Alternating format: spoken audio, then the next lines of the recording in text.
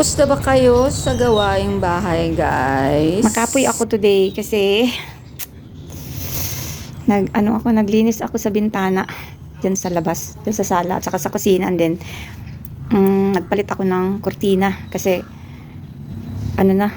last na palit namin was January or February. Nasa kaligitnaan na tayo ng taon. hindi pa napalitan. So ayan, dahan-dahan kung inano yung mga bintana muna, punas, walis, tapos yun, hindi pa tapos guys kasi sa mga kwarto pa, siguro bukas or sa makalawa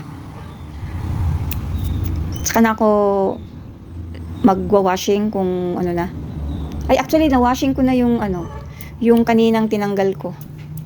So nasa labas kasi walang araw, so dito lang dyan lang sa terrace ko sinampay, pero kurtina naman medyo manipis, so madali lang matuyo. Ipapasok ko na yan siya mamaya guys.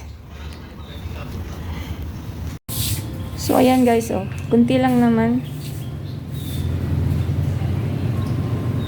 kukunin ko na yan mamaya.